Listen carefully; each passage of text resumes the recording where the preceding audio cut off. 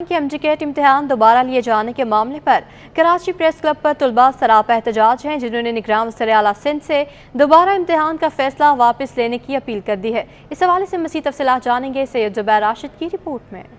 MGCAT کا امتحان دینے والے طلباء کراچی پریس کلب پر سراپا احتجاج، بینرز اور پلے کارڈز تھامے مظاہرین کی انتظامیہ کے خلاف شدید نعرے بازی۔ مظاہرین بولے کہ ہر سال MGCAT میں بے ضابطگیاں دیکھی جا رہی ہیں، پیپر لیک میں ملوث افراد کے خلاف MGCAT ایکٹ کے تحت قانونی کارروائی کی جائے۔ مظاہرین نے کہا کہ ایکٹ کے مطابق اگر کوئی بھی خلاف ورزی کرتا ہے تو اس کو 3 سال قید کی سزا دی جاتی ہے، پرچہ دوبارہ دینا منظور نہیں۔ نگراں وزیر اعلیٰ سندھ دوبارہ امتحان کرانے کا فیصلہ واپس لیں۔ طلباء کے والدین کا کہنا تھا کہ بچوں نے تمام کام کاج چھوڑ کر پیپرز کی تیاری کی۔ افسوس ہے کہ مستقبل کے ڈاکٹرز سڑکوں پر کھڑے احتجاج کر رہے ہیں۔ کیمرامین محمد حارث کے ساتھ سید زبیر راشد، سٹی 21۔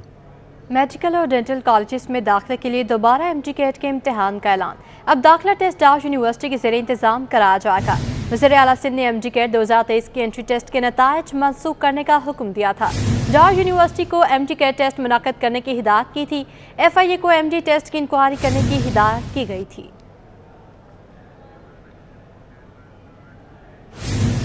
نگراں سندھ سرکار کا گاڑیوں کے بعد موٹر سائیکل پر بھی ٹریکر لگانے کا فیصلہ، شہر میں غیر قانونی مقیم افغانوں اور جرائم پیشہ عناصر کے خلاف کامبنگ آپریشن کی بھی ہدایت کر دی۔ وزیر اعلیٰ نے SHO کے اغوا کے واقعے پر تشویش کا اظہار کیا اور فوری اس کیس پر کارروائی کرنے کی ہدایت بھی کر دی ہے۔ مزید جانیں گے اس رپورٹ میں۔ کراچی میں امن و امان کی صورتحال، نگراں وزیر اعلیٰ سندھ جسٹس ریٹائرڈ مقبول باقر کی زیر صدارت امن و امان سے متعلق اجلاس۔ سیکرٹری داخلہ نے بریفنگ دی کہ اسپیشل برانچ غیر قانونی طور پر مقیم افراد کی واپسی کے لیے کام کر رہی ہے۔ وزیر اعلیٰ نے ہدایت کی کہ قانون نافذ کرنے والے ادارے کامبنگ آپریشن کے لیے اقدامات کریں۔ اجلاس میں موٹر سائیکلوں میں ٹریکر لگانے کا فیصلہ کیا گیا۔ وزیر اعلیٰ سندھ کا کہنا تھا کہ وزارت صنعت و تجارت موٹر سائیکلوں اور کاروں میں ٹریکر لگانے کو لازمی قرار دے۔ Additional IG Karachi, mobile phone چھیننے کی رپورٹ اتنی نہیں جتنی ہونی چاہیے، کریک ڈاؤن شروع کر رہے ہیں۔ ایڈیشنل IG نے بتایا کہ جنوری تا 12 اکتوبر 2023 تک اسٹریٹ کرمنلز کے خلاف 887 انکاؤنٹر ہوئے۔ انکاؤنٹر میں 141 کرمنلز مارے گئے، 1051 زخمی اور 1976 پکڑے گئے۔ وزیر اعلیٰ سندھ پولیس کی کارکردگی پر برہم، کہا کہ میں نے پولیس تھانوں کا دورہ کیا ہے، حالات بہت خراب ہیں، تھانوں میں تعینات پولیس اہلکار ڈیوٹی پر موجود ہی نہیں ہوتے۔ وزیر اعلیٰ نے SHO کے اغوا کے واقعے پر تشویش کا اظہار کیا اور فوری اس کیس پر کارروائی کرنے کی ہدایت بھی کر دی۔ ادھر محکمہ داخلہ سندھ نے صوبے بھر میں اسلحے کی نمائش پر پابندی کا نوٹیفیکیشن جاری کر دیا۔ ایندھن کی سپلائی میں مشکلات پر PIA نے 2 روز میں 62 کروڑ 50 لاکھ روپے ادا کر دیے۔ ذرائع PSO کا کہنا ہے کہ ایندھن کی سپلائی مسلسل برقرار رکھنے کے لیے مزید 1 ارب 70 کروڑ روپے فوری ادا کرنے ہوں گے۔ ذرائع کا کہنا ہے کہ PIA نے PSO کو آج 12 کروڑ 50 لاکھ روپے ادا کر دیے ہیں۔ گزشتہ روز PIA نے 50 کروڑ روپے کی ادائیگی کی تھی۔ ذرائع PSO کے مطابق 2 روز میں PIA نے 62 کروڑ 50 لاکھ روپے ادا کیے ہیں اور ایندھن کی مسلسل سپلائی برقرار رکھنے کے لیے PIA نے 1 ارب 70 کروڑ روپے مزید ادا کرنے ہیں۔ ضلع ملیر میں 50 سے زائد غیر قانونی رہائشی اسکیموں کے خلاف کارروائی کا فیصلہ کر لیا گیا۔ سندھ بلڈنگ کنٹرول اتھارٹی نے ڈائریکٹر اینٹی انکراچمنٹ کو تفصیلات فراہم کر دیں۔ ذرائع کے مطابق غیر قانونی رہائشی منصوبوں کی منظوری لی گئی اور نہ ہی نقشے منظور کروائے گئے، لیکن بلڈرز نے منصوبے کا آغاز کر کے بکنگ شروع کر دی ہے۔ منصوبوں میں ہزاروں شہریوں نے بکنگ کروائی ہے۔ اینٹی انکراچمنٹ فورس کے ذرائع کا کہنا ہے کہ بلڈرز نے جعلی نقشے اور جعلی NOCs بنوا کر عوام کو دھوکہ دیا ہے۔ بلڈرز کے خلاف مقدمات درج کروائے جائیں گے۔ نگراں سندھ حکومت نے کراچی کے 6 اضلاع سمیت صوبے کے 29 اضلاع کو 11 کروڑ 14 لاکھ سے زائد رقم جاری کر دی ہے، جبکہ نئے ضلع کیماڑی کو تاحال شامل نہیں کیا گیا۔ کراچی کے ضلع شرقی کو 67 لاکھ 68 ہزار 664 روپے، غربی کو 91 لاکھ 5 ہزار 836 روپے، جنوبی کو 41 لاکھ 67 ہزار 474 روپے، وسطی کو 96 لاکھ 14 ہزار 598 روپے، ملیر کو 46 لاکھ 73 ہزار 320 روپے، کورنگی کو 57 لاکھ 14 ہزار 820 روپے جاری کیے گئے ہیں، جبکہ نئے ضلع کیماڑی کو اس میں شامل نہیں۔ SSGC کی بد انتظامی عروج پہ پہنچ گئی، کراچی گیس کے مسائل کا گڑھ بن گیا۔ کراچی گیس بحران کے شکار علاقوں میں لسپیلا کا علاقہ بھی شامل ہے، جہاں کے مکین لکڑیوں اور LPG پر کھانا بنانے پر مجبور ہیں۔ وسیم افتخار کی رپورٹ دیکھیے۔ گیس بحران، شہری پریشان۔ کراچی کے علاقے لزبیلا کے مکین گیس کی سہولت کو ترس گئے۔ علاقے میں 3-4 سالوں سے گیس نہ ہونے کے سبب خواتین سلنڈر پھٹنے کے خوف کے باوجود LPG سلنڈر اور لکڑیوں پر کھانا بنانے پر مجبور ہیں، جس کی وجہ سے اخراجات بڑھ گئے ہیں۔ خواتین کہتی ہیں گیس نہ ہونے سے بچے ناشتے کے بغیر اسکول چلے جاتے ہیں۔ متعدد بار شکایات کے باوجود گیس کا سنگین مسئلہ درد سر بنا ہوا ہے۔ یہ تو 3-4 سال ہمارے سے یہی مسئلہ ہو رہا ہے، گیس نہیں آ رہا ہے بالکل۔ ہم لوگ سلنڈر جلا رہے ہیں، ہم لوگ غریب ہیں، کہاں سے بنے؟ تو لکڑیاں کبھی ملتی ہیں کبھی نہیں ملتی ہیں، ہمیں تو مجبوری ہے، ابھی پیٹ تو ہم لوگوں نے پالنا ہے، اب کیا کریں؟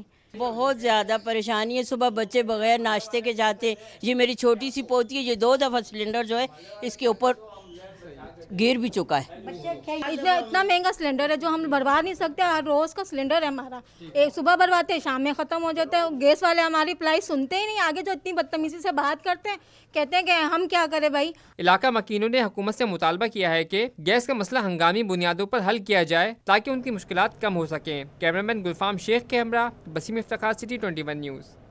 اب آپ کو اہم خبر سے آگاہ کریں کہ MQM کی 15 اکتوبر کو اورنگی ٹاؤن میں جلسے کی تیاری۔ کنوینر خالد مقبول صدیقی کہتے ہیں تمام ٹاؤنز میں جلسوں کے لیے تیاری کر لی گئی ہے، کراچی چلتا ہے تو یہ ملک پلتا ہے۔